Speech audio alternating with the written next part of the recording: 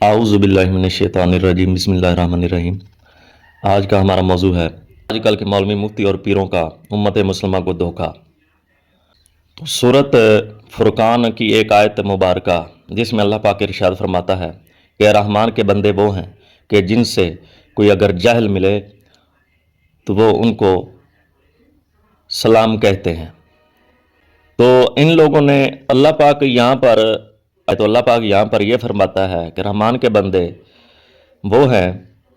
جو سلام جب ان کو کوئی جہل ملتا ہے تو وہ سلامتی والی بات کرتے ہیں، اور جاہل جو ہوتا ہے وہ علم والے کے مقابلے میں آتا ہے۔ ایک جو علم والا ہے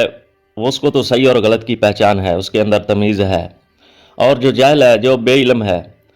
جس کو صحیح اور غلط کی پہچان نہیں، تمیز نہیں، وہ تو جھگڑا لو ہے،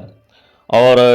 اس کو ساتھ اگر کوئی کسی اور لہجے میں بات کی جائے گی تو وہ تو جھگڑے کی طرف ہی جائے گا، تو شر اور فتنہ پیدا ہوگا، جھگڑا پیدا ہوگا۔ تو اللہ پاک اس لیے فرماتا ہے کہ علم والے وہ ہیں، یعنی کہ جو جاہل کے مقابلے میں رحمان کے بندے، تو جب ان کو کوئی جاہل ملتا ہے تو وہ سلامتی والی بات کرتے ہیں تاکہ جھگڑا پیدا نہ ہو، شر فتنے سے بچا جائے۔ اس کا صحیح معنی یہ ہے، جبکہ ان لوگوں نے اپنا راہ فرار اختیار کرنے کے لیے کہ ہمیں کوئی کسی بات کا جواب نہ دینا پڑے اور ہم آسانی سے نکل جائیں، ہم پر کوئی علمی اختلاف کرتا ہے کوئی بندہ تو ہمارا نکلنے کا راستہ کیا ہونا چاہیے، انہوں نے وہ اپنے لیے اس آیت کو استعمال کیا ہوا ہے، اپنا نکلنے کا راہ فرار اختیار کرنے کا یہ ایک انہوں نے آیت پکڑی ہوئی ہے اور اس کو اپنے لیے استعمال کرتے ہیں۔ نعوذ باللہ من ذالک، اللہ پاک ہمیں محفوظ فرمائے، اپنی پناہ میں رکھے کہ یہ کس طرح کے ہتھ کنڈے استعمال کرتے ہیں، یہ کس طرح یہ اسلام کے ساتھ مسلمانوں کے ساتھ کھلواڑ کرتے ہیں یہ لوگ۔ اب میں جو یہ معنی نکالتے ہیں اس کی آپ کو ایک مثال دیتا ہوں کہ ایک جاہل ہے اور ایک عالم ہے۔ اسلام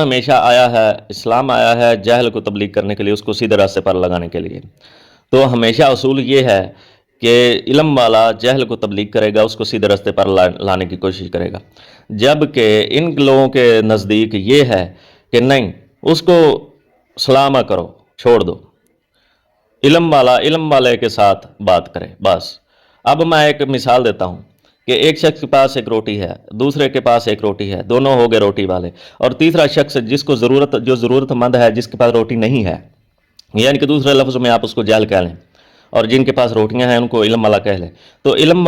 والے کو روٹی دے تو اس سے کیا ہوگا؟ اس کے پاس تو پہلے سے ہی روٹی موجود ہے،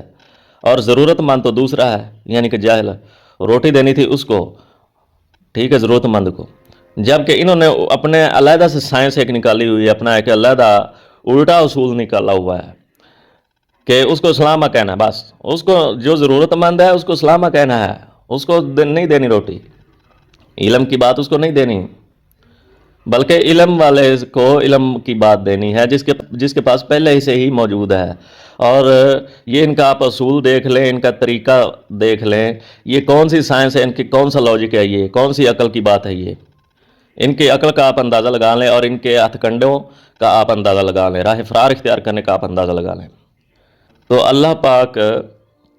سے دعا ہے ہم مسلمانوں کو